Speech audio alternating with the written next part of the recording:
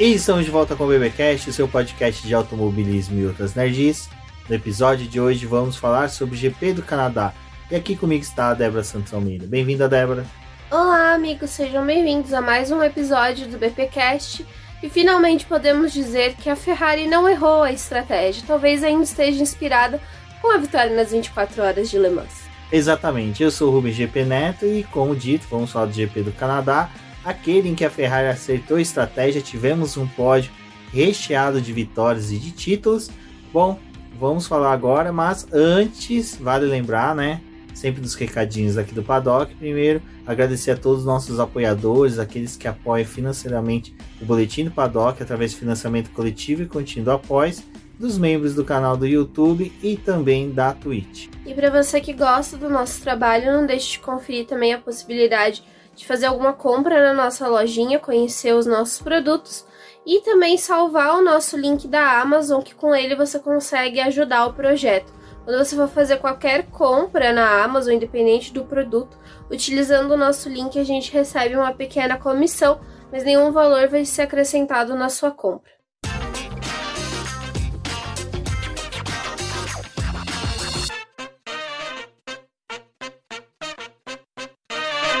Bom, Débora, quando saiu a previsão do tempo para o final de semana do GP do Canadá, a gente comemorou, né? Porque possivelmente teríamos chuva ao longo do final de semana, com possibilidade até de chuva no domingo para a corrida. Porém, o que nós não prevíamos é que na sexta-feira, né, seria o caos o primeiro treino livre, porque não tivemos primeiro treino livre. Simplesmente o carro do Gasly apagou e também apagou a internet, rede de televisão, tudo ali em Montreal. Em Montreal não, né? No circuito de Montreal. Pois é, né, gente? Todo mundo com aquela coisa, né? Vamos assistir o primeiro treino livre do Canadá já num horário, acho que melhor pro pessoal acompanhar, que é mais no finalzinho do dia. Dá pra você matar aquele trabalho que você não quer fazer e assistir, né? Mas foi atrapalhado porque eles começaram a atividade e não tinha como verificar todas as câmeras do circuito. Então eles não estavam tendo acesso a todas as imagens de pista. E era uma situação muito preocupante, mas eles acharam que era a coisa que eles iam resolver, principalmente com a sessão rolando. Aí o Gasly teve problema no carro, deu a bandeira vermelha e aí ficou aquela coisa, né? Tipo, removeu o carro do Gasly muito rápido, mas a sessão não voltava. Demorou uns minutos aí para eles falarem o que estava acontecendo, mas eles tiveram uma hora antes da sessão começar um problema com a energia do autódromo e com isso eles já estavam com aquela dificuldade de não sabiam se as TVs iam conseguir entrar ao vivo para poder mostrar o primeiro treino livre, restabeleceram a energia, mas estavam com problema para poder gerenciar as câmeras do circuito. E aí tinha aquela coisa de tipo, nós temos o plano A e o plano B. O plano A não deu certo, foram pro B, conseguiram resolver, mas não resolveram no tempo que era esperado de 60 minutos. Então perdeu a sessão completamente. A única coisa que a gente tinha era algumas imagens dos pilotos ali. Eu acho que, assim, eu vi muita gente falando que foi uma tipo, muito vexatória pra Fórmula 1, né? E o que me pegou mais é porque, assim, esse ano eles comemoraram muito da questão de Mônaco, né? Que não era mais a emissora de Mônaco que estava transmitindo as imagens. Então eles estavam tipo, agora a gente tem mais controle do que estamos passando pro pessoal. Mas ainda assim tem algumas corridas que eles perderam imagens que eram importantes de disputas que estavam tendo na pista. E chegou agora no Canadá esse problema no primeiro treino livre. Tipo aquela coisa, ninguém testou as câmeras, né? Justo as câmeras de segurança. Você precisa para poder ter acesso, saber onde os carros estão, se tem algum incidente, tomar alguma decisão, até mesmo se tem um acidente grave, você precisa das imagens, né? Acho que, assim, não esperava isso da Fórmula 1 acontecendo, ainda mais no Canadá. Exato, mas, né, teve carro na pista e quem liderou, Valtteri Bottas. Bottas acho que deu uma volta só, vou aqui ver como é que tá a situação, vou mandar um tchau para uns velhos fiscais de pistas, amigos meus. Liderou a etapa, né, o TL1, porém o Gasly, como eu falei, teve problemas e depois já no TL2 nosso querido Ocon também teve problemas. Uma coisa que chamou a atenção, porque assim, a Alpine também foi uma das equipes que levou a atualização para essa corrida, mas é um time que veio chamando atenção pro lado positivo nas últimas corridas que tivemos. Eles estavam tendo um desempenho melhor, conseguiram até superar a McLaren, mas a troco do que, né, essas atualizações estão vindo para o carro da Alpine? Se realmente isso beneficiou o time, ou se de alguma forma agora o equipamento também está cobrando por conta do avanço aerodinâmico que esse carro teve, mas as peças internas estão sofrendo. Então é algo que a gente pode observar. Mas a Alpine nos últimos anos é um time que tem vários problemas, né, Rubens? Aquela coisa que a gente sempre fala, né? Tipo, mudaram a cor, porque o carro agora é azul, não é mais a Renault amarela. Mas se você descascar o carro, a chaleira ainda tá lá. Famosa chaleira amarela, né? Assim, a Alpine teve problemas nos treinos livres, como a gente até comentou nos dois últimos episódios, de Mônaco e da Espanha, em que eles tiveram bons resultados, mas era aquela coisa, né? Seria que custo, né? Eu acho que realmente a Alpine vai ser uma das equipes que deve pagar logo punições por troca de peças. Se eu não me engano, os dois pilotos, ou só o Gasly, já tá com os 4 componentes, né? Porque esse ano também liberaram o uso de mais um componente do motor de algumas peças, né? Então, teoricamente, alguns times ficariam um pouco mais tranquilos pro restante do ano, mas ainda assim a gente deve ter algumas punições acontecendo, principalmente depois da volta das férias. Exato, e essa situação aí principalmente do Gasly é preocupante pro retorno das férias, porque é onde que realmente vai começar a chegar mais atualizações, e mais atualizações aerodinâmicas vão cobrar caro aí o desempenho dos motores. Bom, como a gente falou, né, a Alpine trouxe atualizações, outras equipes também trouxeram atualizações, né, Débora?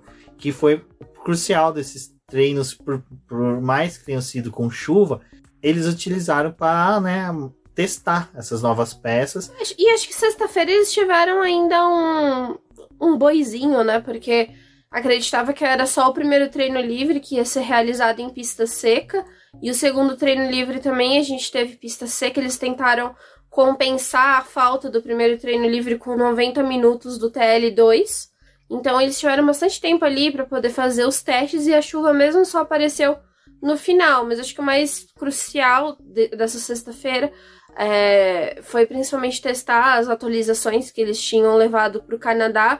Me chamou a atenção que 9 dos 10 times levaram atualização, só a Ferrari não levou. E era uma das equipes que falou que depois do grande pacote que eles instalaram ali em Barcelona, né?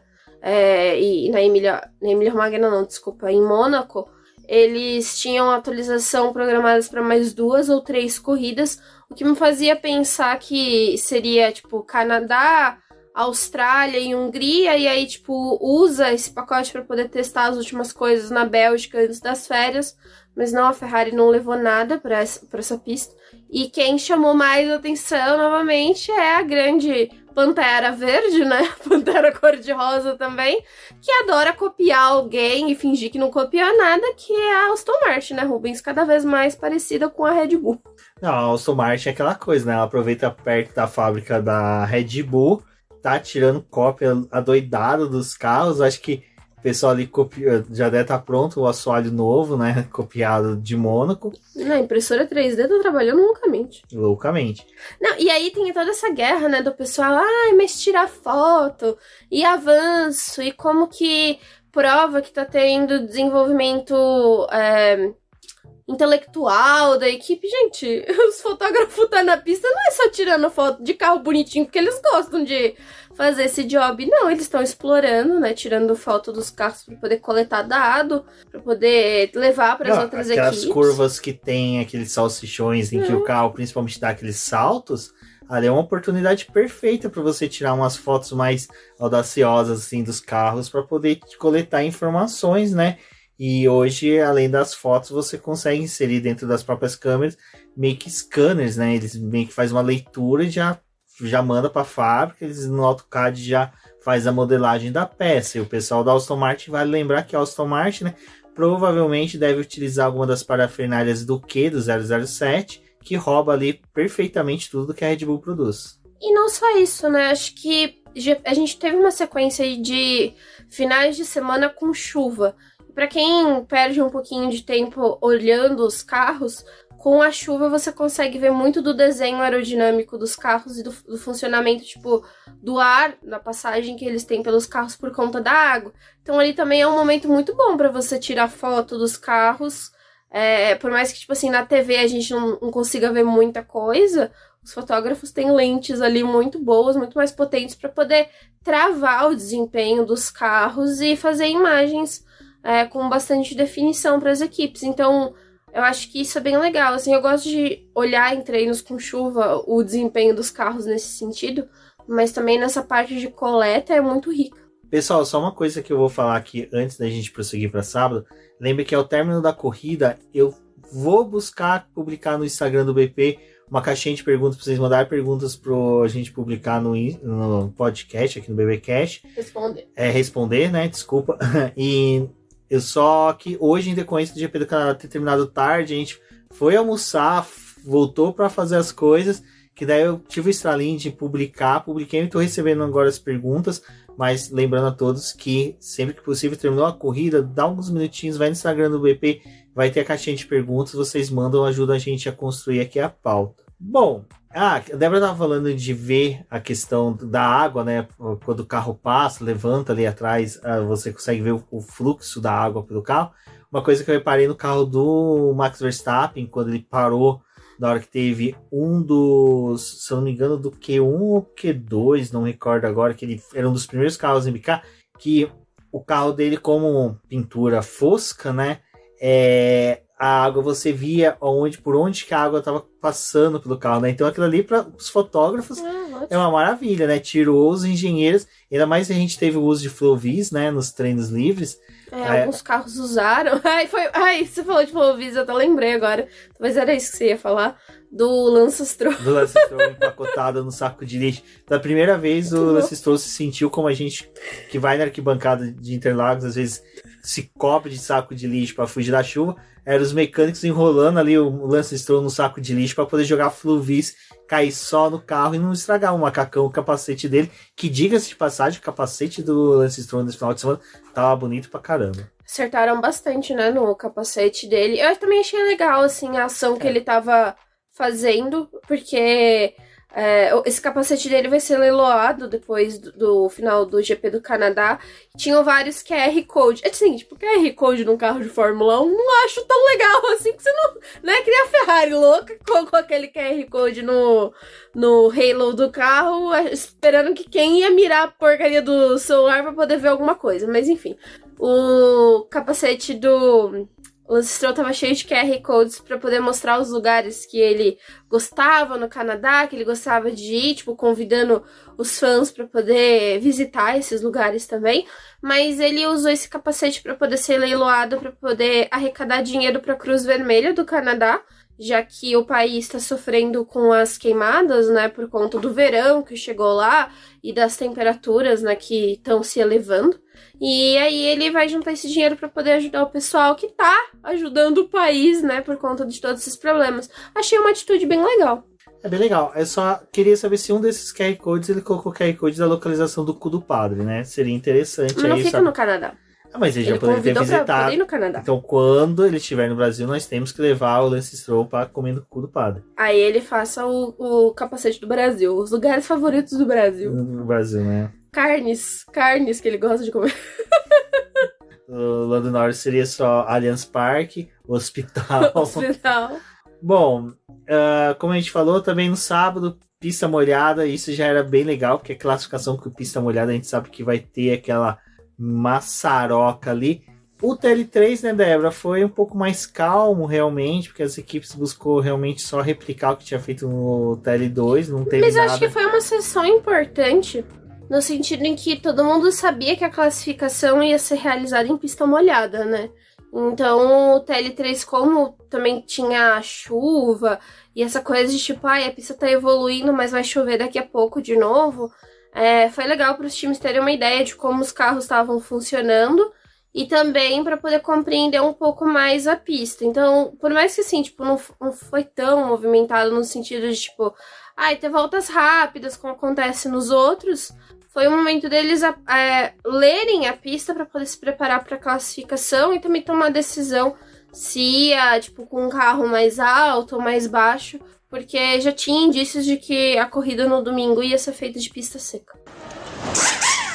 Bom, e aí vamos para o nosso querido treino classificatório. E sim, eu vou chamar eternamente de treino classificatório, apesar do pessoal falar que não tem ninguém treinando, mas é sim, treino classificatório.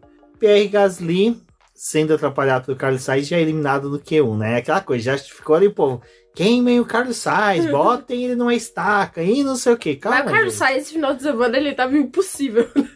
Cara, ele já tinha atrapalhado um monte de gente no terceiro treino livre. Assim, o espelho os espelhinhos retrovisor não estão ajudando ninguém a ver nada. É uma coisa que eu acho que foi até o nosso querido campeão das 24 horas de Le Mans, Antonio Giovinazzi, já chegou a comentar que já estava na hora da Fórmula 1 a utilizar, né, retrovisores eletrônicos, né, que é que nem de carros mega modernos, que é só aquela filetinha, tem a câmera, capta a imagem e dentro do carro ali teria duas telinhas. Uma coisa pra você ver, né? Exatamente. Eu acho que seria uma boa, não sei se...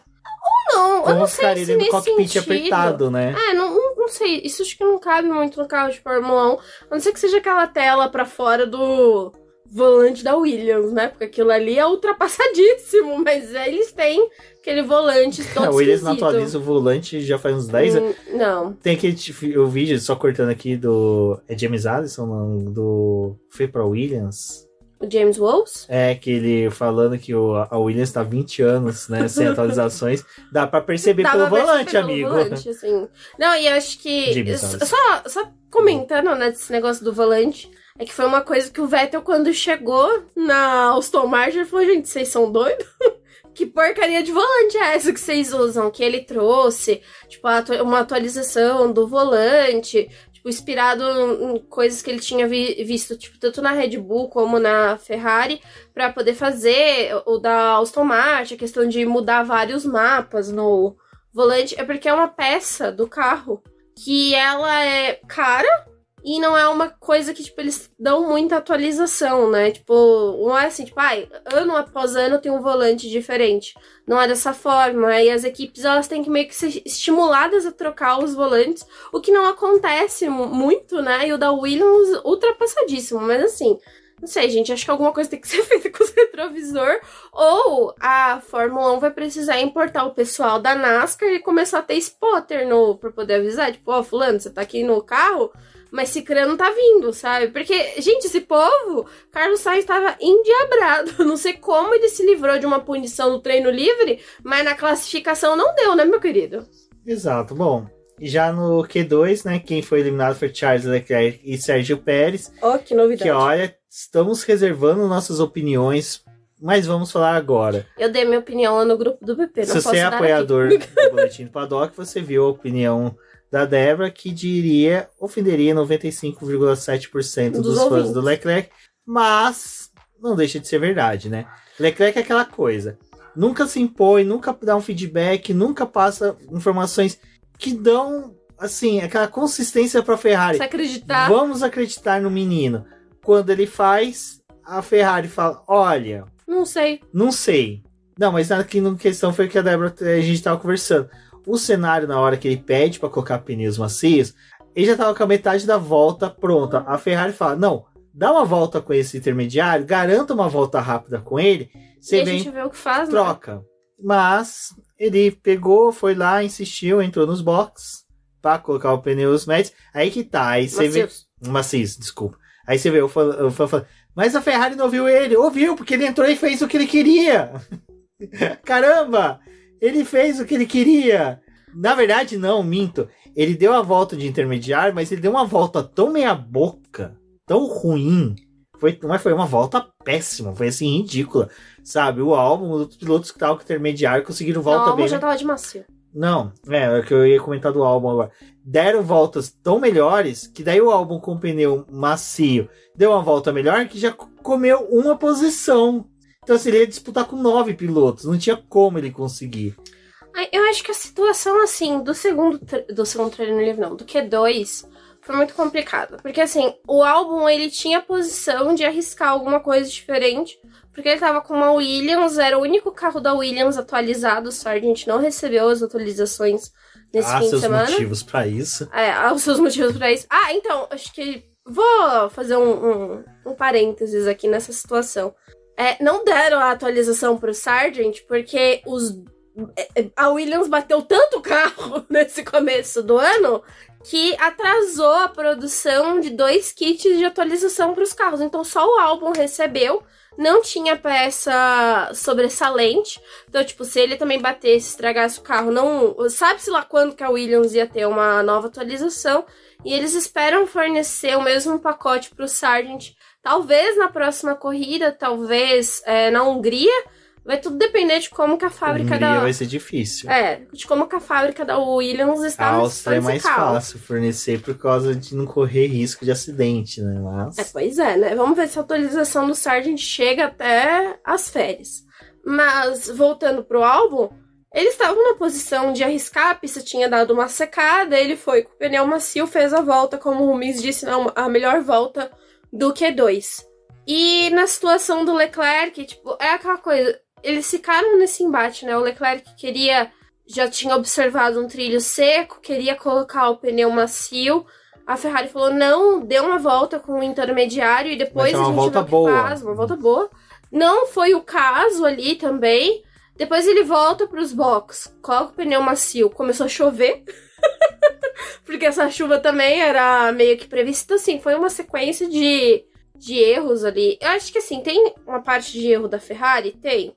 Mas também tem uma parte de erro do Leclerc. Se ele tivesse ficado na pista com o pneu intermediário e a chuva vindo, a chance dele melhorar a volta dele ia ser maior, porque o pneu ia estar mais eficiente do que ele voltar para os boxes, colocar um pneu intermediário de novo depois do macio e tentar alguma coisa.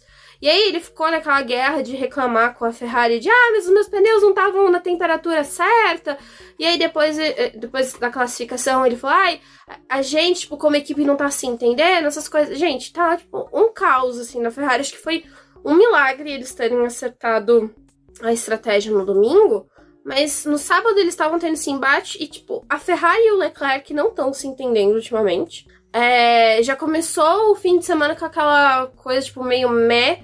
Porque o Leclerc tava falando que, meu carro estava com problema na Espanha. A Ferrari desmontou o carro e falou, não tem problema, Leclerc. Não, a gente não... Eu fico imaginando a cena. O carro do Leclerc no galpão, todo desmontado. Os engenheiros tudo olhando com lupa e o pessoal, então, Leclerc, não tem nada de errado no carro. O carro tá ok, filho. Tipo, senta nesse divã, conversa aqui, ó. Tem um terapeuta, um psicólogo, um padre, um psiquiatra, um exorcista, uma mãe de santo, todas as funções. Pajé, tem tudo aqui. E ninguém achou nada. E ninguém achou nada. Então, aí ele falou, mas aí, tipo... Aí o Leclerc veio naquela coisa, tipo, mas a Ferrari não tá procurando direito. E a Ferrari, tipo, a gente procurou o máximo que deu, meu querido. E não tem nada aqui no seu carro. Aí teve aquela coisa de, tipo, pneu também, que levaram em consideração de, tipo, isso é um jogo de pneu que tava defeituoso. Mas não era o caso, porque naquela classificação da Espanha ele usou 2 jogos de pneu e os 2 jogos de pneu não funcionaram com o carro. Tipo, seria muito azar do raio cair 2 vezes numa pessoa só, tipo, com a questão dos pneus. Mas enfim. E aí ele chega aqui pro Canadá nessa situação de não tá em conversas adequadas com a Ferrari. Teve essa questão de novo da classificação. O Carlos foi pro Q3, ele ficou no Q2. Sim, gente, as coisas estão meio complicadas. O atrito com ele na Ferrari tá complicado também. Assim, depois que a Ferrari observou sobre o carro, eles meio que também disseram que eles estavam insatisfeitos com o desempenho do Leclerc nesse começo do ano. Então fica até difícil para eles trabalharem, tentar identificar o que tá acontecendo, porque eles não estão entendendo o Leclerc. E vamos ver o que acontece pro restante do ano, né? Que não parece nada bom. Poucas expectativas aí. Bom, e no Q3 nós tivemos ali a pole do Max Verstappen, né? Que foi, assim, perfeito. Max Verstappen realmente não precisou ficar fazendo aquelas voltas alucinantes no Q1 e no Q2, porque realmente já no Q3 mostrou o serviço, fez a volta, não teve muito ali o que se discutir. Eu queria fazer um comentário do Verstappen, porque assim, tipo, o final de semana todo, a Red Bull parecia que tava aquelas coisas, né? Tipo, não dá pra você olhar muito pro que o Pérez tá fazendo, porque o Pérez não tá lá essas coisas. Mas o Verstappen tava, tipo, meio murcho, assim, tipo, na sexta-feira. Que também pra que ele vai acelerar o carro ao máximo, tipo, numa pista que tava verde, toda caótica. Mesmo eles testando algumas coisas, tipo, a Red Bull não precisava ir muito além. Barcelona já provou o quanto que a Red Bull tá na frente, eles não precisam ficar se matando em treino livre. No terceiro treino livre, ele também, tipo, fez uma parte da sessão meio apagada e depois que ele foi liderar. E ele usou o carro no momento que precisava usar, né? Então, tipo, a gente viu ele cometendo poucos erros na pista. Tinha algumas horas que ele chacoalhava o carro, mas era pouca coisa. Só que eu vi um pessoal falando, tipo, parece que esse final de semana vai ser realmente o ideal pra uma Aston Martin, uma Ferrari fazer uma graça pra cima do Verstappen, porque parece que a pista e o carro não casaram. E, gente, é só questão de esperar, assim, 2 minutos. É chuva. É chuva, pra que ele vai arriscar, né? Não precisa disso.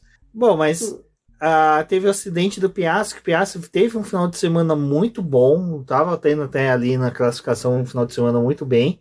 E nisso que até a gente tava comentando agora do Leclerc, pô, Piastri, Lando Norris e Lewis Hamilton, cara, eram 3 pilotos que estavam quase ficando no Q2, conseguiram ali nos últimos minutos dar um salto, coisa que o Leclerc não conseguiu. Então é por isso que realmente a situação do Leclerc fica muito preocupante. O Hülkenberg, né, também fez uma senhora numa classificação. O Hülkenberg, assim, parece que em classificação, né, ele tipo... O Banner fica loucaço, fica mega raivoso e consegue fazer boas classificações. Os cenários que a Haas aproveita, né, de pista molhada, coisas adversas que funcionam, eles fizeram uma boa classificação. Exato, e a gente ainda teve no Q3 a boa performance da McLaren, que realmente, cara, a McLaren parece que em volta lançada tá muito boa. Já tivemos, né, lá o P3 do Lando Norris na Espanha, tivemos agora os 2 pilotos no top 10. Na Espanha também, né, eles estavam com os 2 carros no Q3. Mas só que daí parece que a McLaren faz um pit stop, o carro cai de rendimento, qualquer composto que eles trocam, assim, parece que realmente dá aquela mexida. Depois a gente comenta um pouco da corrida, mas da McLaren na classificação foi isso, e o Albon que realmente, né, lá vou eu ter que falar bem do Albon, né, que brilhou mesmo na classificação. O Albon, cara, ele é um piloto que quando ele, parece que ele acorda bem, né, ele parece que toma um café da manhã, ele acorda bem e fala, não, hoje vai ser o meu dia, hoje eu vou brilhar. Esse final de semana ele tava bem interessante, assim, ele e o Bottas foram 2 pilotos interessantes de observar durante o fim de semana. O Bottas foi lamentável não ter conseguido fazer uma classificação melhor, tendo em vista que, tipo, o Leclerc, o Pérez abandonaram. O carro da Alfa tava aparecendo muitos problemas, tava problemático esse final de semana. Mas o Bottas, ele tava num desempenho muito bom, né? Tipo, ficando ali no top 10, fazendo umas voltinhas interessantes, aproveitando a pista que tava secando em alguns momentos. Mas o Albon, eu acho que foi o que mais chamou a atenção mesmo. E foi uma pena, no caso ali da classificação, né, do Piastri ter batido e da chuva ter chegado ao circuito tipo, numa intensidade muito maior, porque o Albon não tinha saído imediatamente para a pista quando o Q3 começou, né? Então ele foi pego de surpresa e não conseguiu fazer uma volta, então também a Williams tipo, nem resolveu mandar ele mais pra pista, porque o risco de bater o carro, acontecer alguma coisa, ia ser pior. Então, eles decidiram assumir que ele ia começar a corrida do 10º lugar, mas aí veio as punições e ele largou um pouco mais à frente. Bom, e não foi só chuva de água que teve, né? No Canadá tivemos também chuva de punições, Débora. 4 punições. Eu acho que realmente depois ali das críticas do Gunter, né, eles decidiram, não, agora a gente vai investigar tudo, até seu piloto a gente vai punir. Cara, eu jurava que não iam punir o Hulk, porque realmente, no meu entendimento, o que o Hulk fez, que foi, quando teve a bandeira vermelha do Piastri, você tem que voltar para os boxes. O Hulk voltou numa velocidade acima do que seria o correto. Mas o que pegaram ele, depois no documento, foi... que eu achei uma sacanagem. Não, pra mim a punição é retaliação ao Gunter. Foi uma sacanagem, porque ele termina a volta, a bandeira vermelha desce. Que até o pessoal chamou a atenção na transmissão, né? Falando que, nossa, o Hulk acabou de completar a volta e a bandeira vermelha desceu. Eles queriam que imediatamente depois que completou a volta, ele já tivesse descido a velocidade, tipo, ficasse no delta. Não tinha como ele fazer isso, ele ia descer aquela velocidade como? Ah, não, mas quem tava vindo atrás, que eu acho que era o Norris, conseguiu. Mas o Norris, tipo, ele tava ainda fechando a porra da volta. Não tinha nada a ver. Tava no meio da reta. Aí, depois eles, tipo, justificaram, mas no restante da volta, nos mini setores, ele foi ok. Tipo, ele tava na velocidade que era esperada. Foi naquele trecho. Aí resolveram punir ele. Aí eles até ficaram com pena, né? Porque a punição por desrespeitar a bandeira vermelha é você perder 10 posições no grid de largada. Aí eles falaram, não, mas é muito duro, né? Porque no resto do caminho ele tava ok. Vamos só dar 3 posições, aí vai perder só o segundo lugar. Para, né? Não, até numa conversa com o Sérgio Milani no outro grupo lá, ele falou, cara, eu acho que vai ser só multa, porque não foi, assim, grande coisa, observando o que ele fez, assim, mas, enfim, né, é retaliação. Pra mim foi, o pessoal tá puto com o Gunter. Agora acho que eles vão punir tudo mesmo. Agora vamos punir, porque estão reclamando, então vamos punir. Então, vamos punir. Então, o Carlos Sainz foi por causa daquilo que a gente conversou, né, que o Carlos Sainz tava meio assim, chegando aqui, ó, antes dessa chicane do Mundo dos Campeões, vou mudar aqui, vou twittar, vou fazer qualquer coisa. Teve ele e o Tsunoda naquele... Ele, o Stroll também, enfim. E todos tiveram perda de 3 posições para atrapalhar os outros competidores, né? Então... A gente falou do Sainz, mas só para deixar claro, o Stroll também foi punido e o Tsunoda. E a punição dos dois, tipo, foi assim, no final da noite de sábado, todo mundo cagou por essas 2 punições, né? Lembraram delas hoje de manhã. Bom, Débora, e fez domingo de sol, como diria Mamonas Assassinas, né? Foi começo de corrida, assim, bem movimentado. Cara, Canadá é um espetáculo. Eu adoro esse circuito. É uma das pistas que aquelas memórias afetivas de criança, de ter assistido corrida. Canadá é uma das casas que estão bem fixa, porque como era no horário da tarde, né? E, tipo, eu tinha a sensação sempre de assistir, já ter almoçado, sentado na frente da TV e, sabe, tá mais tranquilo, dormiu o que tinha que dormir, fez o que tinha que fazer e curtir a corrida. Corrida bem movimentada, né? E, sim, separado por lotes, né? Tipo, Verstappen fazendo serviço de varredura da pista lá, seguindo na frente sozinho. Depois vinha os velhos, né? O Alonso e o Hamilton ali numa disputa para quem ia pegar o primeiro Rivotril tranquilo, né? E depois vinha os outros pilotos, Piastri e Lando Norris conseguindo ali disputar posições, o Hülkenberg tentando se manter, Albon também ali, ó, no top 10 do tipo, não olhem para mim, não falem de mim, estou aqui tranquilo, Ocon, mas dali para trás também muitas disputas, Ferraris um pouco mais tranquilas ali tentando fazer a corridinha delas. E um detalhe, né, a gente teve jogadas de pneu na largada, né, cada um com uma gama diferente, só o Gasly que, vou ser diferentão, vou de macio. Assim, a estratégia normal de uma corrida no Canadá é fazer 2 paradas, porque é um circuito que não te cobra muito no pit lane, né? Você ainda mata a última chicane do circuito e é devolvido na curva 2, então tem uma certa vantagem passar por ali. O Lucas de Graça talvez gostaria muito dessa pista na Fórmula E, né? Nossa, é mesmo, né? Canadá, Canadá? Cuida da Fórmula E, seria legal. Pra aquela estratégia que ele tentou fazer aquela vez, né? Sim. Né? Acho que ia ajudar ele. Mas é uma corrida bem interessante. A gente tem essas questões de você poder optar um pouco mais por performance dos carros do que ficar poupando muito equipamento. Então a gente teve grande parte do grid, começando com os pneus médios. Só 3 pilotos, incluindo o Sérgio Pérez, usaram um pneu duro. E o Gasly foi de macio. A escolha do Gasly, assim, péssima. Porque, tipo, ele não ajudou ele. Depois ele teve que parar muito cedo.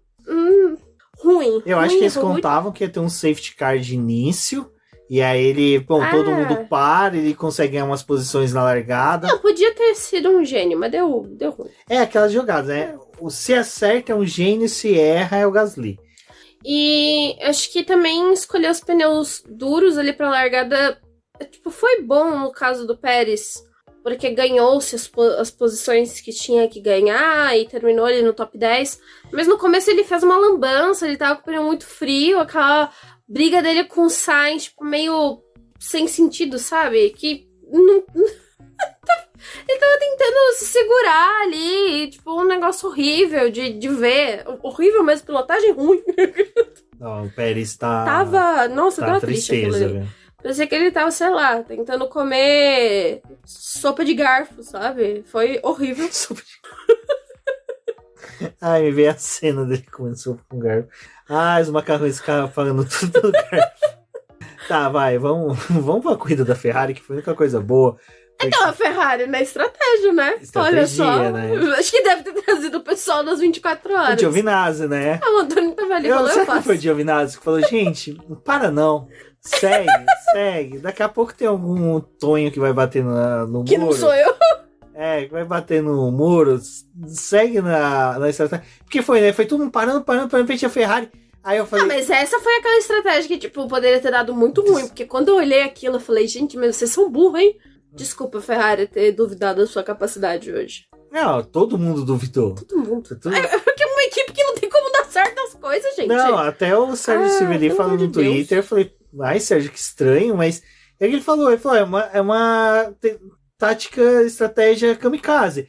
Ou vai ou racha. E foi. Mas outra coisa também... Foi o pneu do Russell no muro, né? Pobre coitado do Russell. Mas teve outra coisa ali também, tipo, cara, foi o que eu até comentei, né? Como que no final de semana em que choveu tanto, tudo bem, na sexta-feira eles treinaram, mas choveu tanto no fim de semana, e a equipe consegue ficar sem 2 pneus duros pra corrida. A estratégia era largar de pneu médio e fazer 2 paradas de pneu duro. Como que consegue ficar sem pneu duro? Só que aí até faz sentido, né? Porque... Enfim, a Ferrari começou a largar... Sobre a estratégia da Ferrari de hoje, só te cortando, Débora, só pra não pular, tem a pergunta do Roberto Correia, fotógrafo, né? Amigo Olá, nosso. Betinho. Obrigado aí pela pergunta, que ele pergunta, né? A Ferrari insiste em fazer estratégias diferentes dos demais. Golpe de sorte hoje? Então, eu acho que hoje teve tipo aquela coisa de acertou, mas tinha tudo pra ter dado errado. Tinha muito pra... Porque assim, a estratégia da Ferrari também só funcionou porque o Pérez estava ruim. Sim. Porque o Pérez largou de pneu duro. Porque se ele tivesse feito a estratégia semelhante da Ferrari de largar de pneu médio... A McLaren errou de eles tinham... eu acho que deu muita sorte da Ferrari. A McLaren errou muito feio na hora de parar o Lando Norris, o Piastri também. Porque parou e devolveu eles no meio do pelotão. Então, assim, cara, Beto, realmente foi um golpe de sorte misturado. Não, foi assim, foi um golpe de sorte porque as outras erraram, mas assim, tem aquela coisa, eles fizeram uma leitura de corrida muito boa, assim, do gap. Eles sabiam exatamente onde que eles iam devolver os pilotos dele, quem não ia parar. Eles sabiam que os 3 primeiros não iam parar. Então, assim, eles não iam ter essa disputa com esses 3 voltando, ganhando posição. E os 3 primeiros param, né? Tipo, eles, dentro da briga que eles estão tendo ali, tipo, Verstappen, Alonso, Hamilton, pra poder tentar manter as suas distâncias, ainda teve a parada deles. Mas eu acho que a Ferrari, ela deu sorte hoje. Porque ao mesmo tempo que, assim, talvez ter um pneu duro ia posicionar eles... a fazer 2 paradas, o fato de ter ficado sem um pneu duro, tipo, fez eles rebolar, né? Vamos ver o que a gente consegue fazer, porque de pneu macio não vai. Hoje a gente se lascou com os pneus macios. Então tiveram que alongar muito o primeiro stint de pneu médio para poder usar o pneu duro. Funcionou, mas podia ter dado muito errado. Eu acho que foi um golpe de sorte. Bom, Débora, eu só vou discordar de uma coisa que você colocou na pauta aqui, que eu acho que não foi. O Pérez não fez uma corrida de recuperação, ele fez uma corrida de um cara que tem o melhor carro do grid. Não, eu coloquei de recuperação pra gente lembrar, não porque ele tava recuperando algo. É que é assim, ele tem obrigação de ser P2. E é descabido, ele tá no 6º lugar, ainda assim, nessa corrida não faz sentido. E são 3 provas, né?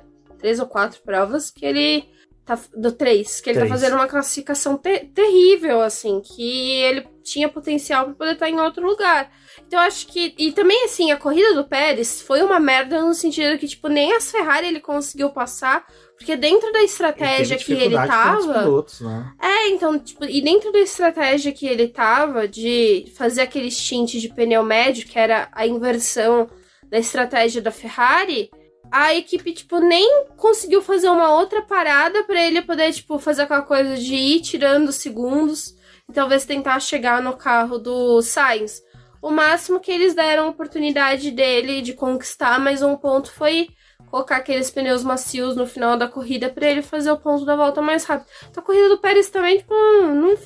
De novo, não posso fazer o comentário que eu queria dele e do Leclerc, mas fica aí sabendo que eu tinha um comentário. Exatamente. Bom, Sargent e o Russell abandonam a corrida, né? Mas só que o abandono do Russell é um pouco mais tardio. Sargent simplesmente apareceu uma tela azul no volante, o pessoal da Williams falou encosta, recolhe o carro. E é bom que foi com o carro dele, né? Não foi com o álbum. Mas assim, é bom que pelo menos o Williams coletou dados com o álbum, né? Pra poder saber mais aí. E o Sargent, eu acho que realmente ele jogou o carro ali e falou, quer saber, tô aqui perto dos Estados Unidos mesmo, do Canadá, já vou aproveitar e dominar aqui um território. E o Russell, coitado, bateu ali. O Russell é aguerrido, né, também. Cara, é engraçado que o Alonso deu o mesmo toque que ele, mas só que o do Russell, o Russell realmente foi com vontade, porque o Alonso só dá aquela triscada que sai aquele faiscão, né? E o Russell não, o Russell foi aquela pancada seca, né? E o pneu também danificou, né? Ele foi arrastando pros boxes. Achei muito aguerrido ele querer voltar. Eles fizeram aquela troca e devolveram o carro dele pra pista. Depois ele volta pro top 10. Tava em P8. Tava toda aquela briga do pessoal ali no meio, tipo, de um tentando ultrapassar o outro e ninguém ia pra lugar nenhum. Que ele tinha chance de pontuar e uma pena. Só uma coisa, a gente sempre brinca, fala algumas coisas do Sérgio Maurício, mas um dos melhores apelidos que ele colocou em alguma coisa na Fórmula 1 foi de caveirão, o carro do Russell. Porque naquela parte de floresta ali, não é floresta, né? Do parque, que tem as árvores, o carro do Russell ficava muito escuro. E realmente parecia o caveirão ali da polícia do Rio de Janeiro, né? Então só um adendo aí que essa o Sérgio Maurício mandou muito bem. Pena que o Russell abandonou. Eu fiquei na bad, porque eu até tava falando pra ele, pô, acho que eu vou voltar no piloto do dia pro Russell, porque, pô, o cara voltou na PQP, porque assim, na hora que o safety car saiu, cara, ele tava no hairpin, não, ele não tava nem chegando no hairpin, mais ou menos, ele tava muito distante na hora que o safety car saiu, ele foi ganhando posição, fazendo ultrapassagens, cozinhando ali o pessoal galo. Também tava trocando os pneus e tava naquela briga, né, interminável ali do final do pelotão, então, tipo, tem aquela hora que o Sargent abandona e fica atrás, tipo, tá atrás dele, mas o Russell tava fazendo uma corrida bem legal, assim, de realmente de se recuperar, né? Ele quase pontuou. Não sei se ele ia ter carro pra poder se manter na pontuação até o final, mas que o desempenho dele, mesmo depois da pancada, tava bom, tava. Exato. Bom, e aí a gente chega no Hulk, né, que, coitado, acabou não ficando no top 10. A Haas é um carro, cara, muito rápido, mas engraçado. O rápido dele parece que é só em algumas disputas em determinado momento. É um carro que oscila muito durante a corrida, né? Eles realmente têm algumas janelas de desempenho, acho que de pneu e temperatura, que eles vão muito bem. De repente, do nada, tem um apagão. Então é uma pena mesmo. Acho que seria muito legal ter essa Haas rápida para poder ter disputa na pista. É um carro que também tem a dificuldade de pontuar, né? Porque não consegue fazer uma corrida muito linear para poder ficar entre os 10. Então o Hulk também não salvou ponto. O Magnussen também teve aquela disputa com o De Vries. Que, meu Deus do céu! De Vries, segura que a gente vai ter uma pergunta para responder sobre isso. Então, a gente poderia falar sobre isso, porque eu também gostaria de aproveitar um ponto.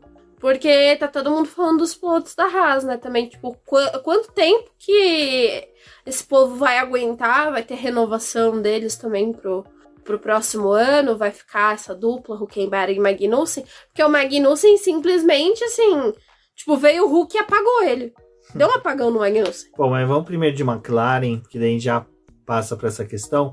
Tem a pergunta do nosso querido Rafael Fernandes, que, diga-se de passagem, Rafael, sua filha é linda, ficou maravilhosa com o macacão da Mercedes. Ficou nova sensacional. Pilotinha Alice.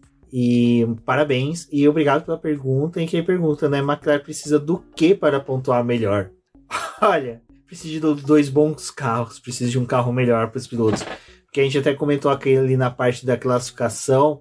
Classifica muito bem, classifica excepcionalmente bem, sabe? Piastri, sim, cara na chuva, correndo muito bem. Aquele incidente ali dele foi, infelizmente, algo de Ele nunca tinha corrido, salvo engano, no Canadá. No Canadá não, porque a Fórmula 2 não vai pra lá. Então, primeira vez numa pista. É uma pista dificílima, por isso que eu falo que eu gosto muito dela. Então, eu vou falar minha opinião, até como McLaren, eu acho que realmente é a McLaren melhorar nos upgrades. Minutos antes aqui de a gente fechar a pauta e começar a gravação, eu vi um tweet da escuderia Milani, do Sérgio Milani, em que ele retweeta um post da McLaren e comenta sobre isso, que a McLaren vai trazer uma atualização pesada para os 2 carros para a Áustria. Então, assim, a Áustria é uma pista muito boa para você atualizar, porque é difícil você ter acidentes que o carro tem uma perda grande, salvo o Lewis Hamilton um tempo atrás que bateu feio.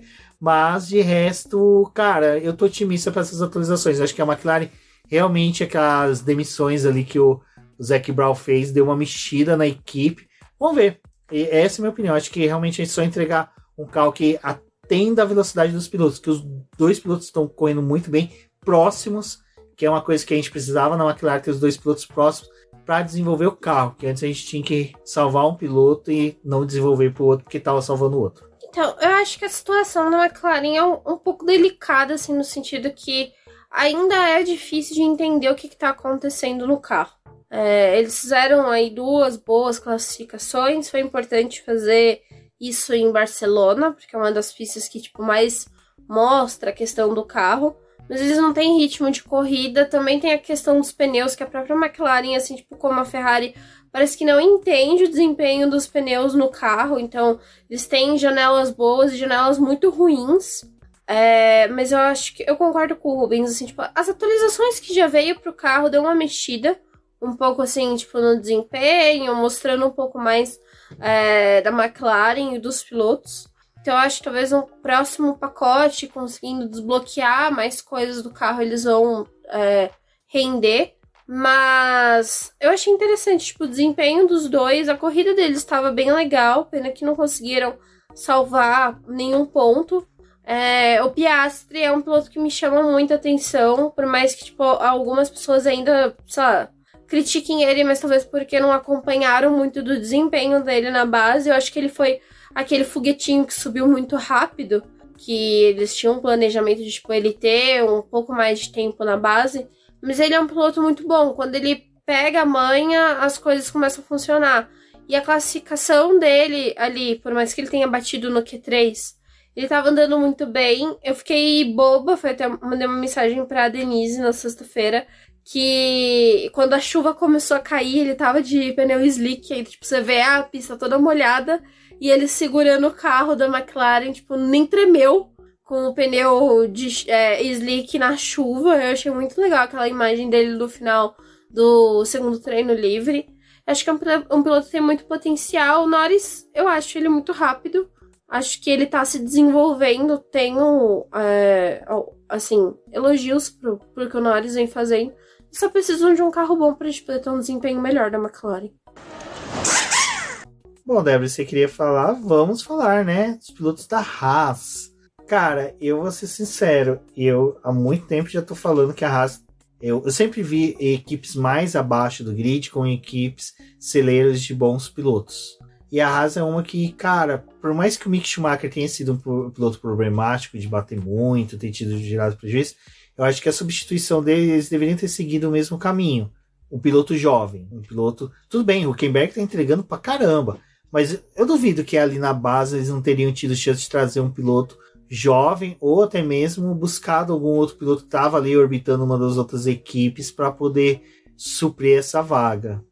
Então, a Haas, ela é uma equipe que a gente não consegue entender, né? Porque ela, ao mesmo tempo que metralha, os pilotos ficam com os mesmos competidores, trouxe o Magnussen de novo, pegou o Hülkenberg, que já era um piloto que estava um tempo fora do grid, assim, só servindo de tapa-buraco. E tá aí, e eu acho que é um time que, cara, não dá pra entender o que eles querem. Eles querem um piloto com experiência, mas é um time que poderia se valer de, sei lá, ter algum outro jovem piloto pra poder fazer, o processo de treinar e ter alguém que fosse mais duradouro, já que eles gostam de, contratos, assim, por mais que eles renovem praticamente anual, né? Eles poderiam ter alguém com mais tempo de casa, se dessem a oportunidade de treinar alguém, não fazem isso. Mas vamos ver aí que eles vão decidir, né, pro próximo ano. O Magnussen também tá na corda bamba, assim, no sentido que, tipo, tá muito complicado o desempenho dele. Tem umas coisas que ele faz que tem uma diferença muito grande do que o Hulk tá apresentando. Mas aí também é uma equipe que parece que pisa e daqui a pouco vai ficar com o Magnussen, sei lá, mais 15 anos. Exato. O Magnussen vai passar a vaga dele pra Laurinha. É. Pelo menos pra filha, né? Pelo menos pra filha. Bom, eu queria que o Magnussen fosse fazer par com o pai dele em Le Mans, seria muito legal. Vai com Deus. Os Magnussen, né? Lembrando que o Ian Magnussen também bateu nas 24 horas de Le Mans. Tá muito bom. Bom, e tem o De Vries, que daí a gente tem, né, a pergunta do nosso querido Casola, Eduardo Casola Filho, né, nosso colunista aqui do Boletim de Paddock, que cobre as categorias americanas, né, sempre com posts aí da Indy, da NASCAR. Bom, se o De Vries termina a temporada pela AlphaTauri. Nossa, o De Vries, meu Deus. Cara, pior que eu vou ser sincero, a corrida do De Vries não tava tão ruim. Ali eu achei muita crueldade até do Magnussen. Eu acho que o Magnussen, por ser um piloto mais experiente, tinha que ter sabido lidar mais com aquela situação do que o De Vries. Mas acho que a minha questão é que não é uma corrida, né? O De Vries, ele tá sendo o desastre que ele foi depois que ele conquistou o título da Fórmula E. Tipo, é esse piloto aí que tá tendo vários erros. E aí, tipo, eu acho que as pessoas ficam até um pouco com dó, às vezes, de falar dele.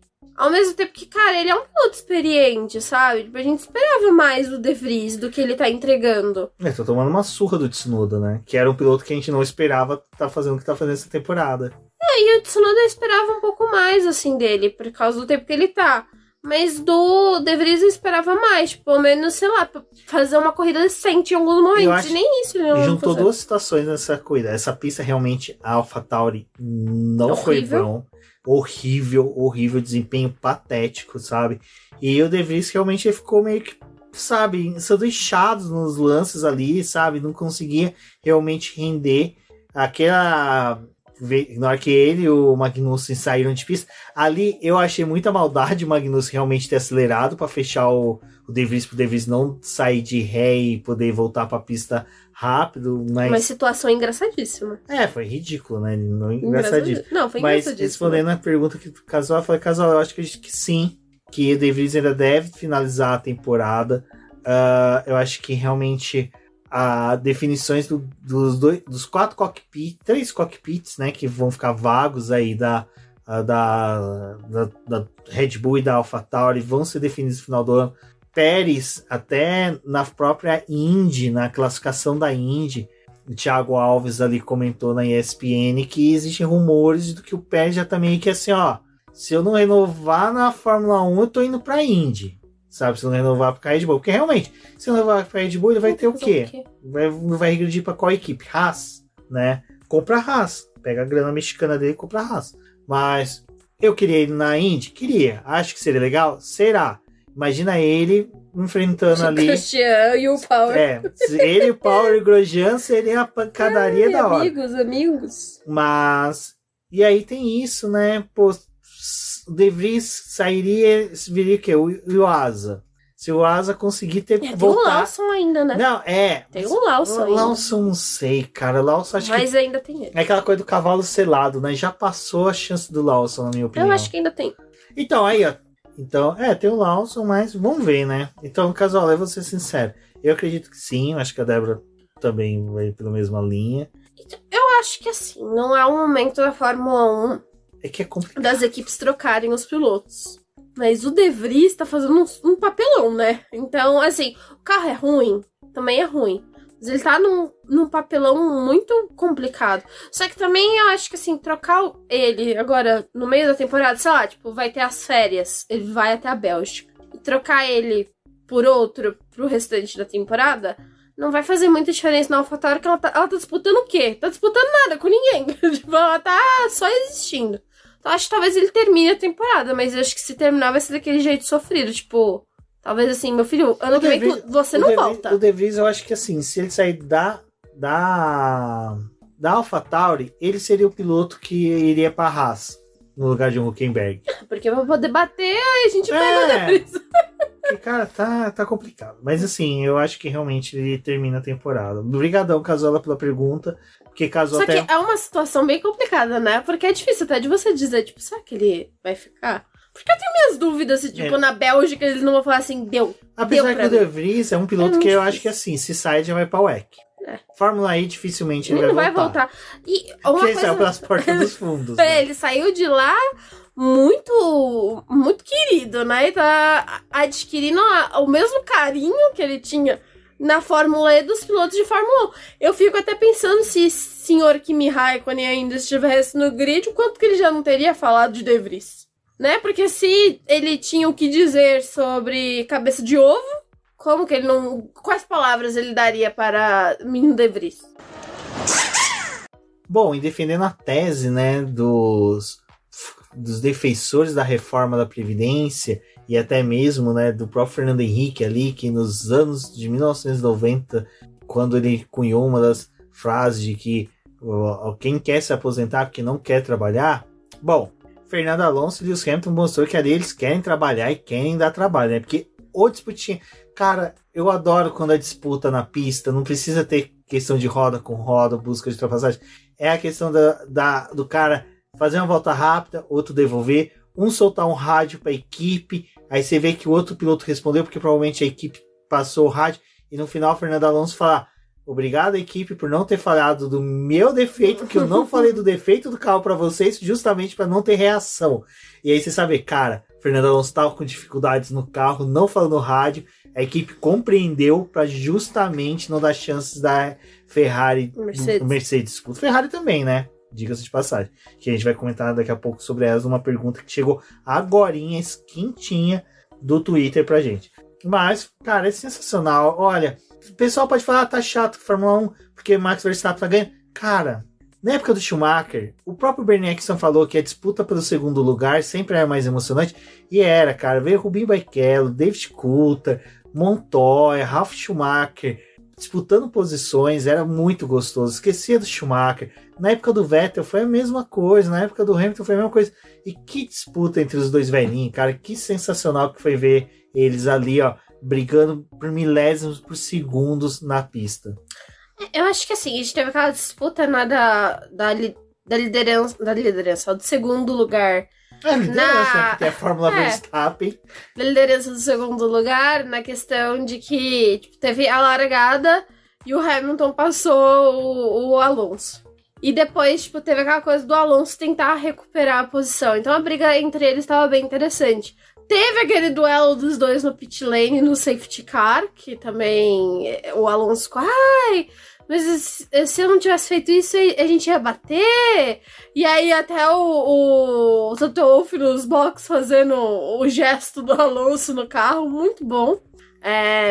E o Alonso sabe, né? Você joga pros comissários. Se eles abraçar, abraçou. E esse final de semana que eles estão querendo punir conseguiu tudo, com o Gasly na corrida passada e falou, vai que eu consigo nessa.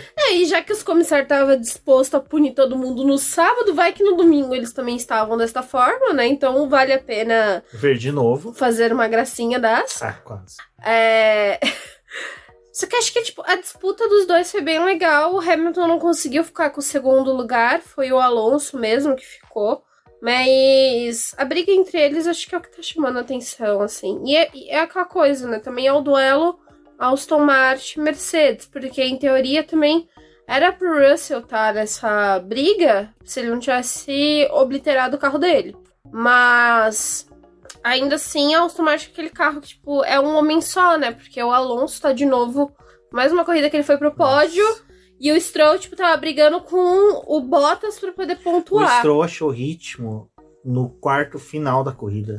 Só no final. No quarto final da corrida, o Stroll começou a pegar ritmo do próximo ao das Ferrari. Foi impressionante. É uma lástima, assim. Tem uma disparidade muito grande entre os companheiros de equipe. E o Alonso tá lutando sozinho.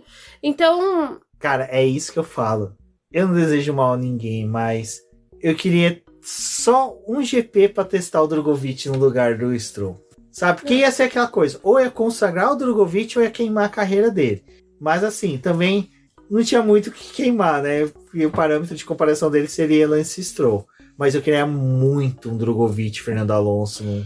Mas e outra coisa também que eu passei o final de semana reparando, assim, eu tava até falando pro Rubens, é a forma como o Stroll ainda tá guiando o carro, que é um jeito muito estranho, tipo, Seco, né? A mão dele no volante, tipo, ele parece que não firma realmente a mão do volante em algumas curvas, parece que ele ainda, tipo, empurra só com um dedo, tipo, como se ele só tivesse força no dedão, tipo, o resto da mão não se comporta muito bem com o volante. Sei lá, o jeito que ele também tá guiando o carro é muito esquisito, assim, tipo, não é algo normal, sei lá, tipo, pra um piloto que depois de um acidente talvez estivesse 100% recuperado. Então parece que ele não se recuperou ainda. Mas ainda assim, acho que ele não estaria andando perto de Alonso se estivesse 100%. Porque a disparidade dos dois em questão de carreira e desempenho de pista é muito grande. Mas esperava um desempenho um pouco melhor do Stroll, assim, tipo, em várias corridas esse ano, que não foi o que aconteceu. Mas, gente, sensacional ver o Alonso e o Hamilton brigando. Já era legal quando eles se encontravam e o Alonso tava naquele carro da Alpine bosta, que às vezes rolava uma corrida ou outra que eles conseguiam, tipo, se topar ali. Mas, cara, adoro a briga dos velhinhos. Eu não lembro que corrida que foi dele com a McLaren. Eu não me recordo, acho que não sei se foi Bahrein ou se foi Abu Dhabi, alguma coisa assim, que o Alonso dificultou pro Hamilton. Mas dificultou, que assim, cara, foi uma das coisas mais bonitas que se teve na Fórmula 1, assim, cara. Eu fecho o olho, eu lembro, eu acho que foi Bahrein mesmo, ali naquela, o Silverstone, agora não me recordo. Cara, mas assim, foi uma coisa muito louca. E é muito legal quando o Alonso, ele quer ser casca grossa, ele é e numa fineza, assim, educação na pista, né? Vamos acentuar bem. Bom, e como eu falei, né, chegou uma pergunta aqui quentíssima pra gente. Antes de fechar o podcast, eu vou ver se não tem mais nenhuma pergunta. Que foi, primeiro de tudo, obrigado, até se tornou seguidora do BP, veio do retweet do Scuderia Milani, que retweetou nosso pedido de pessoal para mudar perguntas. E eu adorei a sua arroba, obrigado por se tornar seguidora, que é respeite a Aretha, e aí a foto é da Aretha Franklin, porque assim, eu sou um fã de carteirinha da Aretha Franklin, eu sou muito fã mesmo, do tipo cara que tem CDs, tem álbuns dela, escuta no Spotify sempre, e pra mim é uma das maiores cantoras que já existiu no mundo, então muito obrigado. Bom, a pergunta vem primeiro um enunciado, pergunta típica de Enem, né? Uhum. Vamos lá, acompanhando mais detalhadamente a volta de Alonso, Hamilton, Leclerc e Sainz, lembrando que essa foi a sequência até mesmo do segundo, terceiro, quarto e quinto. Após a última troca de pneus, estavam bem parelhos. Estranhei a Ferrari manter o ritmo que vinha perdendo em outras provas. Vocês veem este equilíbrio para as próximas corridas? Obrigada pela pergunta, mas eu acho que sim, eu acho que essa é a disputa que a gente vai ter nas próximas corridas, porque o ritmo de atualização da Mercedes, da Aston Martin, da Ferrari tá bem semelhante. A Ferrari fez uma mudança boa no carro. A Ferrari sim. Acertou nas atualizações, né? Acertou nas atualizações, mas ela ainda é uma equipe muito complicada de a gente entender a disputa dela, porque a briga é realmente com esse pessoal. Mas o problema é a questão estratégica, é a forma como eles acabam gerindo a corrida. Então eu acho que, assim, naturalmente a briga seria essa. Mas não consigo confiar na Ferrari muito em algumas corridas aí que estão por vir, no sentido deles realmente fazerem cagada em questão de estratégia. Só que, em ordem, assim, eu acho que é realmente isso. Aston Martin e Mercedes muito próximas, assim, numa briga muito mais intensa, e a Ferrari participando disso. O conjunto de atualizações funcionou, acho que as equipes estão conseguindo duelar entre elas, e acho que também é isso que vai acabar movendo e movimentando o restante do grid, assim, né, no sentido que, tipo, é a briga que tá rolando, apesar de nos pontos ser muito difícil de sentir, porque a Ferrari já perdeu muito no começo desse ano. Exatamente, e Débora, eu vou um pouco mais além, que eu incluiria, e peço até licença aqui pro @respeiteareta, de que eu acrescentaria que vai ter o equilíbrio entre esses 4 pilotos citados, Alonso, Hamilton, Leclerc e Sainz, acrescentaria o Russell, Uhum. e vou um pouco mais além, esses 5 pilotos vão fazer com que Sérgio Pérez não seja nem o terceiro do campeonato. Ele não vai conseguir nem ser o terceiro. Provavelmente o terceiro vai ficar entre Hamilton e Russell, com mais chance de ser Hamilton, mas vai ser, no final do campeonato, Verstappen, Alonso e Hamilton. Eu fui para esse lado das equipes, mas é o que o Rubens tá citando, né? Porque o Pérez é muito difícil ver ele numa briga linear com o pessoal. Tipo, já são 3 corridas que ele tá bem ruim. Foi uma das coisas que o próprio Christian Horner destacou na fala dele da classificação. Que ele diz assim, em Mônaco, tipo, o que aconteceu com o Pérez não era fácil de recuperar porque é Mônaco, é uma pista de difícil ultrapassagem. Aqui, na questão do Canadá, ele, tipo, meio que tinha obrigação de se recuperar na corrida, porque eles estavam numa pista que possibilita ultrapassagem. Só que o Pérez, ele é um piloto muito falho, e apesar dessa lista a gente ter o Leclerc, eu ainda acho ele um piloto muito falho para algumas coisas que vão acontecer ao longo do ano. Não sei se ele vai estar tão intrínseco nessa disputa, mas acho que vai ter um duelo, assim, tipo, Carlos Sainz, Russell...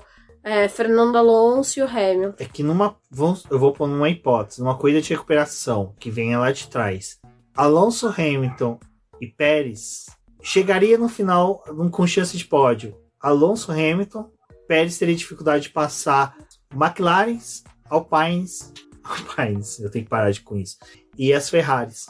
Eu acho que assim, o Pérez, a gente vai se tocar o que é o Pérez na Fórmula 1 de que tomar uma surra dos 3, dos 2 da Ferrari, mais o Russell para ultrapassar, porque assim, você apanhar de ultrapassar do Hamilton e do Alonso, cara, são 2 monstros sagrados da Fórmula 1 que estão no meu top 10 de maiores pilotos de todos os tempos da Fórmula 1. Agora, você tem dificuldade com o carro que você tem para ultrapassar as 2 Ferraris, Russell, cara, não, gente, e a situação da Ferrari é aquela coisa de você tá chutando bicho morto, né? Porque, tipo, a Ferrari... Por mais que a atualização esteja funcionando, a Ferrari é um ponto que você não consegue entender o que tá acontecendo. Vamos lá. Se a Ferrari não tivesse feito a cagada da classificação do Leclerc e o Sainz não tivesse feito a cagada dele no final de semana... Eu acho que eles ainda não teriam chance de pódio. Eu acho que os dois tinham chance de pódio. Pelo ritmo da Mercedes de corrida. O ritmo da Ferrari de corrida foi bom. Mas foi bom dentro da janela deles e dentro de todos os erros que todo mundo teve. Porque numa disputa direta, teria sido a mesma coisa que foi na Espanha. Teriam apanhado da Mercedes de novo. Então podemos dizer que naquela jogada de pit stop, a Ferrari só foi recolocada no lugar dela de direito. Nossa, foi recolocada no lugar que deu. Porque o resto fez com que eles estivessem ali também. É uma boa análise. Eu acho que essa disputa que ela menciona... É interessante a gente observar o desempenho desses pilotos durante a corrida. Mas Charles Leclerc, principalmente, não sei pra onde vai. As próximas 3 corridas vai mostrar muito do que o Leclerc... Tipo, o que vai acontecer com o Leclerc no restante do ano. E até do próprio Carlos. Porque a Ferrari, ela tá muito bagunçada. Mas assim, eu vou ser sincero. Enquanto que a Ferrari ainda segue nessa reestruturação, e se a gente for ver até as últimas reestruturações que a Ferrari teve, levou tempo, e essa é uma das primeiras que eu tô botando fé que pode ser uma reestruturação à la Jean Todt, que e uma foi coisa, né? de anos, só para finalizar, eu acho que o Leclerc e o Carlos Sainz ainda casam com a situação, que o Carlos Sainz ainda é o cara estrategista, que é o cara que sabe ali fazer aquele jogo com a equipe, e o Leclerc, por mais que seja, o cara rápido que a Ferrari precisa. E durante a corrida eles estavam trocando ideia com o Carlos em questão de estratégia, né? E teve também aquela coisa tipo, Carlos, não ataque o Leclerc, porque a gente precisa preservar equipamento. Então a gente vai terminar desse jeito. Até eu vi o pessoal criticando o rádio do Sainz pedindo, não é que pedindo, falando que tava mais rápido, mas era muito mais assim. Não, é aquela coisa, olha gente, eu tô mais rápido. Devo atacar? Era mais ou menos assim. Vocês querem arriscar pra ver o que dá pra poder fazer? Porque a leitura deles já era mais ou menos essa que você fez. Gente, eu tô mais rápido, o que vocês acham? Ah não, fica aí que a gente tem mais o que ganhar. Beleza. O rádio dele nem foi aquela coisa do choramingueira de ai gente, eu tô... Porque foi uma vez só. E o Carlos Sainz quando ele quer ser chato no rádio pra ultrapassar, ele fica resmungando. Ele com o Norris, às vezes, eles eram insuportáveis, os dois. Nossa, os dois... Mas a Ferrari é o que a gente pontuou muito, né? É difícil de fazer uma leitura precisa deles. Tipo, a capacidade os pilotos teriam pra poder estar nessa disputa com o Hamilton e com o Alonso. Disso eu não duvido, da capacidade deles. E nem da capacidade deles de superar o Pérez, que o Pérez também tá, tipo... Depois de Mônaco, coitado. Mas o que eu me questiono da questão da Ferrari é do seu equipamento. Seu equipamento vai ter durabilidade e vai proporcionar com que eles façam corridas em que eles não lidem com punições. E também da capacidade de estratégia, porque esse fim de semana, tipo, meio que deu certo, mas não é essa leitura que a gente tem em todas as corridas. Ficamos filosofando muito sobre essa pergunta. Gostei. Gostei. Não sei se cheguei numa conclusão, mas... Não, a conclusão que eu cheguei é que foi realmente esses 5 pilotos aí. Eu peço até licença, mais uma vez, de incluir o Russell. Mas eu acho que sim, esses vão ser aqueles pilotos que vão residir nessas posições depois do Verstappen. E é os caras que vão ficar com muita fome pra, no dia que o Verstappen bater, quem desses vai ser o vitorioso, né? Que vai ser a hora de consagrar. Então é aquela coisa, que esses 5 pilotos vão ficar ali naquela ânsia, que sabe? Aquelas cenas clássicas que tem dos coiotes, assim, dos lobos com a boca até babando pela presa.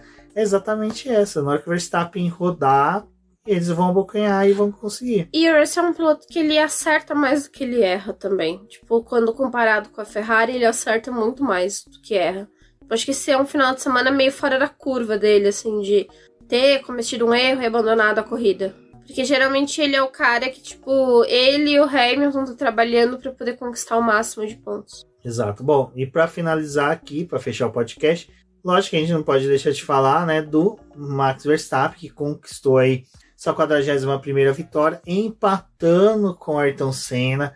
Aí eu vi muita gente reclamar no Twitter, falar, pô, mas vocês vão ficar falando toda hora isso que ele empatou. Gente, é um marco. É aquela coisa, você é um piloto foda. Você só sabe que você é foda quando você chega nos números do Senna, que daí você, cara, eu sou foda. Então assim, foi assim com Schumacher, foi assim com o próprio Vettel, foi assim com o Lewis Hamilton, foi agora com o Verstappen, sempre vai ser, cara, sempre que chegar nos números do Schumacher e do Senna, vai ser aquela coisa de você, cara, você chegou nos dois maiores.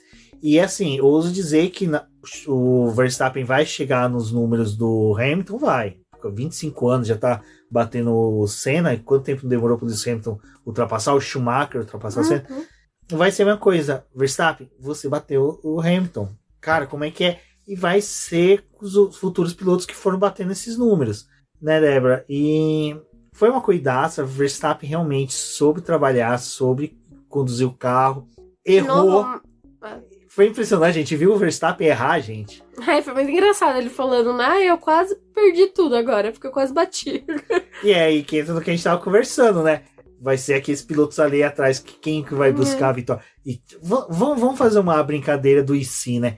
Se o Verstappen bate, hipoteticamente, dependendo onde que ele pudesse bater, ali é onde que foi que o Russell bateu também, dá uma bandeira vermelha. Imagina a relargada. Nem precisa de bandeira vermelha, só o ato de ter um safety car e aproximar todo mundo de novo. E se o Alonso tava com problema no carro, era deixa pro Hamilton tentar uma vitória. Tipo, por mais que o Mercedes não estivesse ciente do problema do Alonso, ele termina a corrida precisando poupar equipamento também. Eu coloquei a questão da bandeira vermelha, porque daí você teria uma relargada com as duas Ferraris ali. Não, sim, também teria isso. Sabe, você tem dois carros que não são tão rápidos, com dois carros que são rápidos. Mas vai tinha lembrar... o Pérez também. Não, eu nem lembro. Não, mas tinha o Pérez nesse momento, acho que talvez ele poderia fazer alguma coisa, porque aí tá todo mundo... bater, né? Não, tá todo mundo com pneu novo, né? Sim, Bandeira vermelha. É que eu não vejo o Pérez tentando algo. Talvez ele ia pra cima das Ferraris, uma bandeira vermelha. Por isso que eu acho que a bandeira amarela, um safety car, era mais plausível de alguma coisa. Então, isso é que é legal. E obrigado, viu, a participação de vocês, inclui bastante com a nossa pauta. E para incluir agora na pauta, tem a pergunta do nosso querido Valese. Valese, muito obrigado, sempre apoiando, ajudando a gente aqui bastante. Um querido, um torcedor sofrido da Ferrari. Exato. Teve alegria semana que vem também. Semana que vem? Semana que vem. Semana que vem. Queríamos ter alegria. Vai que ele ganha na Mega de São João. Vai. Aí ele leva a gente pra Monza, né? Assistir às 6 horas de Monza lá. Outra vitória da Ferrari. Outra vitória da Ferrari. Agora estou confiante. Bom, ele pergunta, outra prova bem sucedida de Max Verstappen iguala o número de vitórias de Senna. Max empatou com Senna. E passará. Deve chegar no Prost, com certeza, ainda esse ano, se vacilar. Acho que sim, né? Prost acho que tem 54 vitórias, 55, não recordo agora. Enfim, ele fica na F1 para subir ainda mais ou vai buscar recordes em outras categoririas? Eu acho que é por mais que o Verstappen vive falando que eu não me importo com números, eu não me importo com quantos títulos eu vou ter. Depois que ele conquistou o primeiro título, ele falou, talvez eu pare, não sei o quê. Ele não vai parar porcaria nenhuma, né? Enquanto ele tiver um carro bom, ele não vai parar. Talvez não prolongue a carreira da forma como o Alonso e o Hamilton fazem. Mas eu acho que ele vai muito longe. E por ele ser muito novo, eu não duvido que ele chegue no número de vitórias do Hamilton em algum momento, se a Red Bull continuar nessa dominância. E a Red Bull, ela não precisa de dominância, né? O Verstappen já tinha bons números de vitórias antes disso. Então, ele não precisa de pole, né? O número, ele tem vitória. O ruim é, tipo, o Leclerc, que tem trocentas pole e, tipo, 3 vitórias. Não, Valézia, eu só vou pedir uma coisa pra você, meu amigo. Eu amo a sua voz. Na próxima eu vou pedir pra você mandar em áudio. Gostamos de áudio. Vai ser um tesão ter sua linda voz aveludada, azeitada aqui no podcast. Mas eu acho que ele vai longe. Não, ele não vai parar. Eu vou ser sincero. Ele vai na Fórmula 1 até os 35, mais uns 10 anos. Se ele chegar ali realmente já estiver naquela fase de declínio na Fórmula 1, eu vou colocar aqui uma coisa, eu quero que vocês me cobrem daqui 10, 12 anos. Eu acho que o Verstappen vai ser o próximo piloto a ter tríplice coroa. Que aquele lance dele querer assistir a Indy 500, que ele queria ali em Mônaco, que a coletiva de imprensa, até o Rodrigo França falou sobre isso nas redes sociais, que queria que a coletiva de imprensa fosse rápida, porque ele e o Alonso queriam assistir a Indy 500. E ele foi vedado, porque assim, vetado. Foi vetado pelo Helmut Marko, ele queria fazer aquela prova com o Vettel, correr de Red Bull em Nürburgring, que vai ter o evento de Nürburgring, que o Vettel vai correr, e aí escalaram o Daniel Ricciardo, mas quem ia correr era o Verstappen.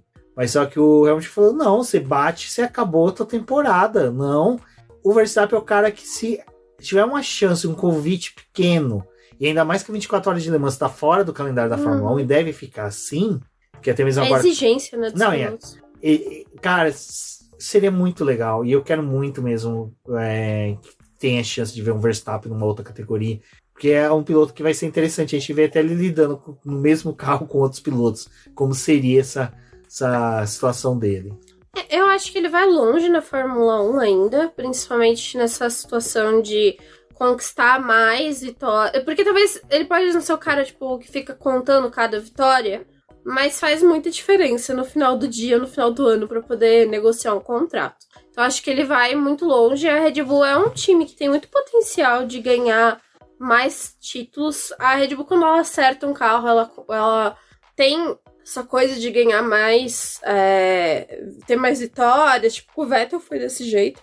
E também é um carro, né, uma equipe que também nem sempre precisa estar no topo, como o Rubens disse, para poder ter uma vitória, ter uma briga ali. E é um time que incomoda bastante. Então acho que o Verstappen fica na Fórmula 1 mais tempo, conquista mais vitórias, mais títulos, tipo, se for dentro do possível do desempenho.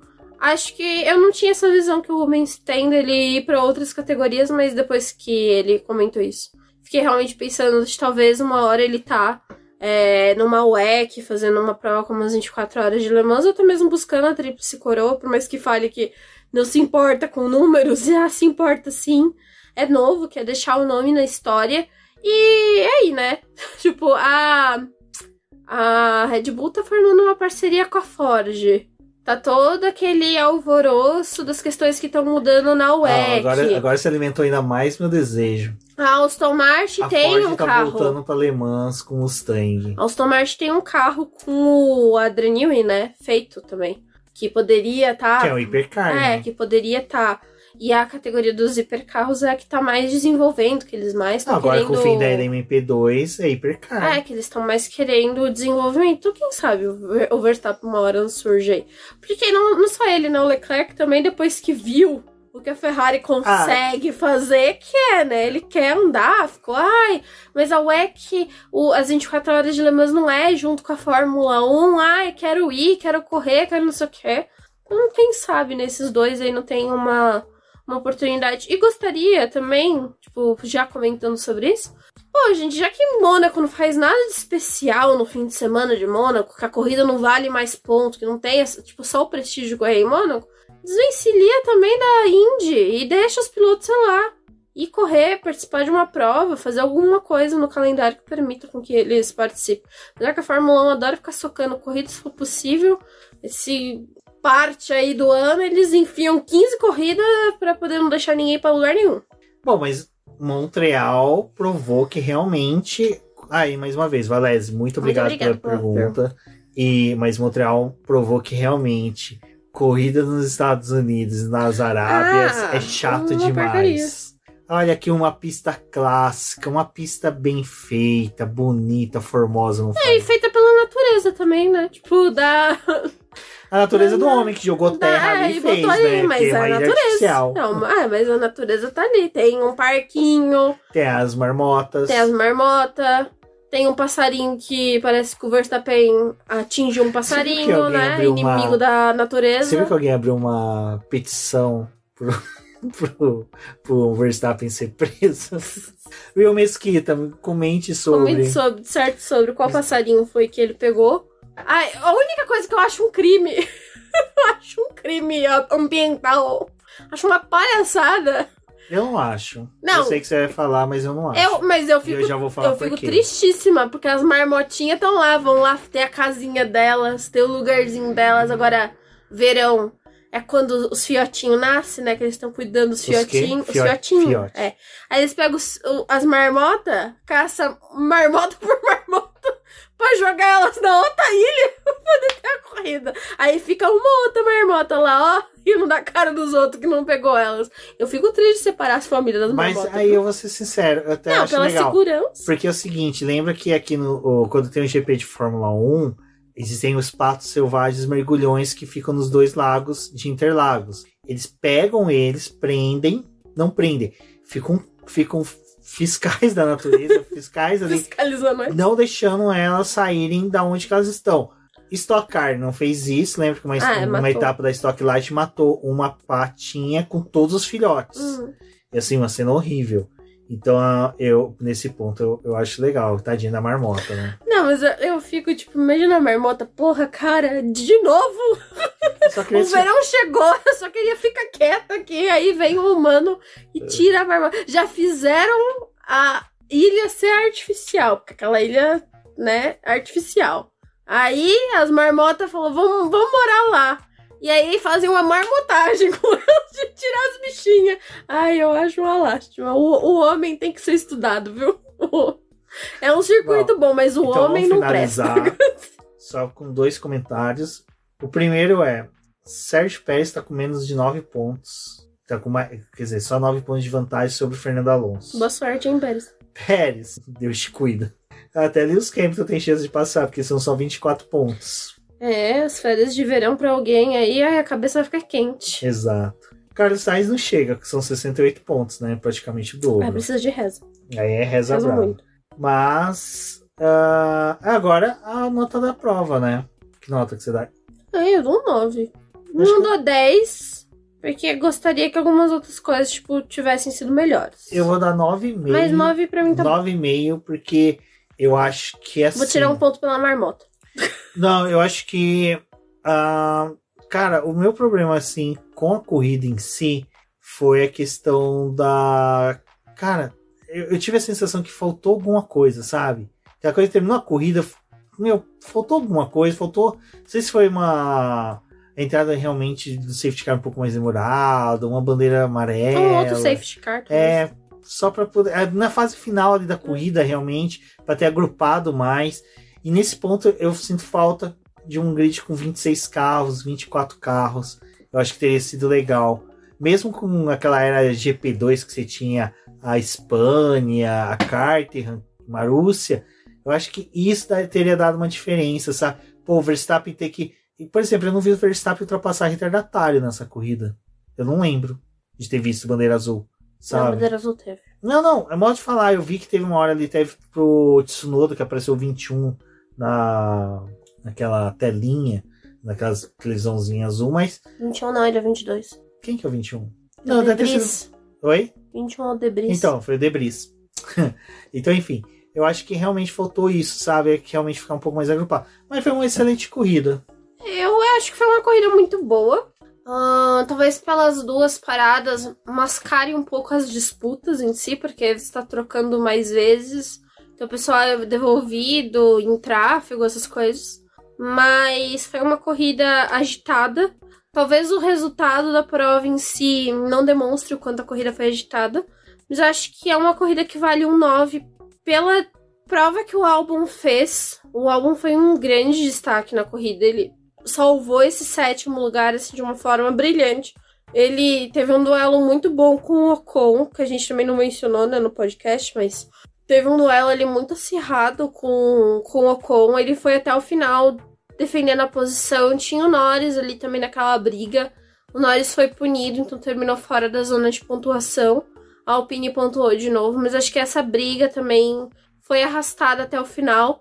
O Stroll surgindo ali na última volta para poder ultrapassar o coitado do Bottas, tá? Tentando defender o 9º lugar a todo custo. Também foi engraçadíssimo isso. Acho que é uma corrida que merece um 9 pelas coisas que foram acontecendo, pelas disputas que teve, pelas falhas também, tipo, da Haas, que não conseguiu pontuar, da própria McLaren.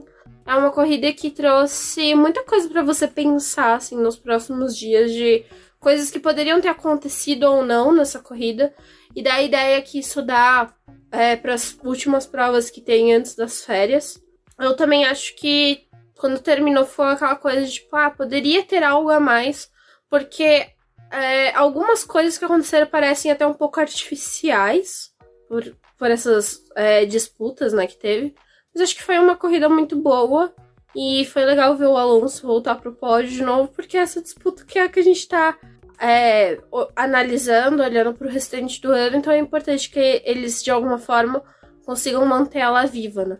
Exato, pessoal. Bom, agradecer a todos que ouviram até aqui. Muito obrigado. Compartilhem. Ouviu o BBcast, compartilhem nas redes sociais e fiquem atentos na próxima corrida. Terminando a corrida, já vou me prontificar, prometo, a publicar a caixinha de perguntas. Também jogo ela no Twitter, no grupo de apoiadores do Boletim do Paddock. Então, responda lá, acompanhe nossas postagens. Eu sou o BGP Neto, agradeço a todos, um forte abraço e até a próxima. Até a próxima.